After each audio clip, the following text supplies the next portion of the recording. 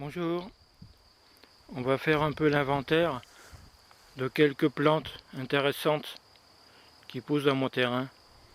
Ici on voit zut, j'ai encore perdu le nom, des salsifis des prés. Vous voyez, on reconnaît leurs fleurs, leurs boutons de fleurs striés et très gros.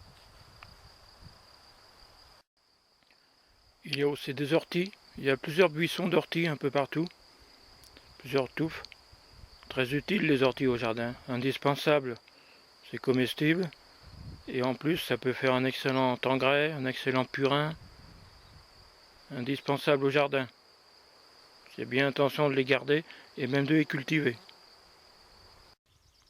Voici encore un très beau parterre d'orties. Et derrière, il y a des houx. Des houx avec l'écorce desquelles on peut faire de la glu. Une colle très forte, très intéressante.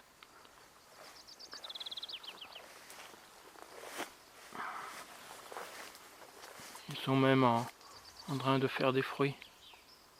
Ils sont là, voilà. À côté, il y a même du jonc. Du jonc avec leurs tiges souples.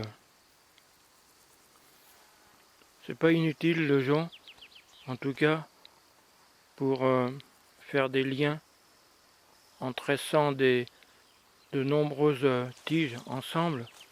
On peut faire une ficelle. Un jour, j'ai pu soutenir pendant de nombreuses minutes une gourde d'eau de 2 litres avec une ficelle en jonc comme ça.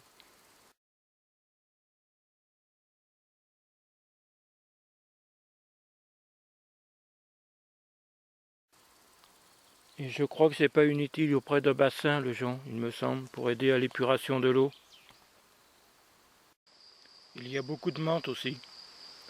C'est loin d'être ce que je préfère, mais c'est toujours bon en thé ou en assaisonnement dans des plats. Il y a des fougères aigles, celles dont les crosses sont comestibles. Je ne sais plus à quoi ça sert. C'est utile, je crois, pour faire du paillage, c'est assez bon. C'est utile aussi pour servir de litière aux animaux. Et je crois que ça fait un excellent purin aussi.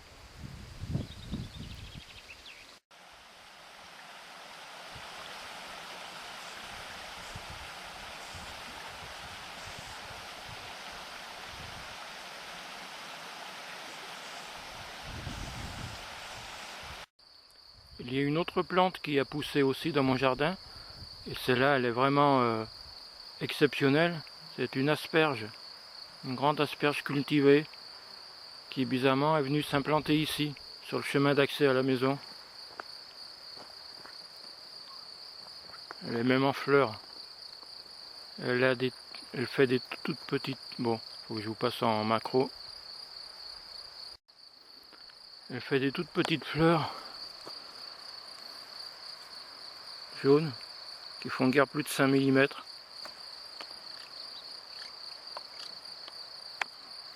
Qui font guère plus de 5 mm de long.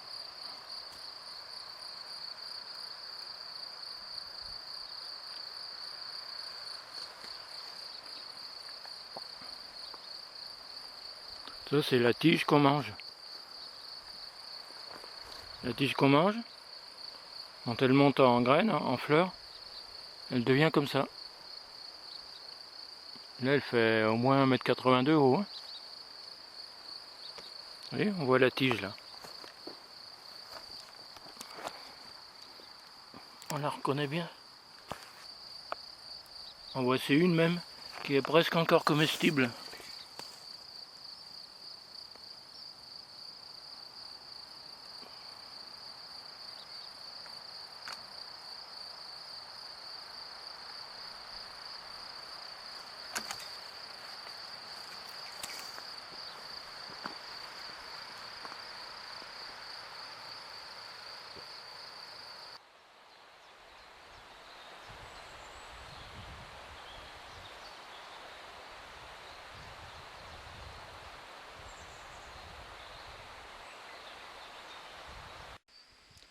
Le châtaignier commence à donner des fleurs. Enfin, ce qui va devenir bientôt des fleurs dans quelques semaines.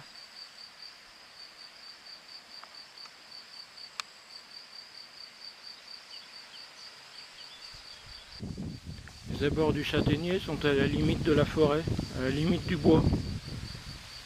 Et je vois qu'il y a un pré dessous, vous voyez. Ça a été défriché et entretenu pour pouvoir récolter les châtaignes qui tombent. Et non pas seulement celles qui tombent sur le chemin qui descend au ruisseau. Sinon on en perd la moitié, c'est dommage. Donc il faudra faire attention à entretenir cet endroit-là et le conserver accessible. Justement pour ne pas perdre la moitié des châtaignes. Ce qui serait bien dommage, j'aime beaucoup les châtaignes. C'est très nourrissant. Et si on regarde au sol, on pourra trouver bien sûr des tas de petites herbes très utiles aussi. Comme ici, il y a de l'aquil et millefeuille, il y a du pissenlit, il y a aussi du trèfle, enfin bref. En cherchant bien, on trouvera certainement quelques dizaines de plantes intéressantes. Voilà, on finit sur cette belle photo. Allez, d'accord. À la prochaine si on a encore le temps. Sauf qui peut, planquez-vous tous et bonne chance.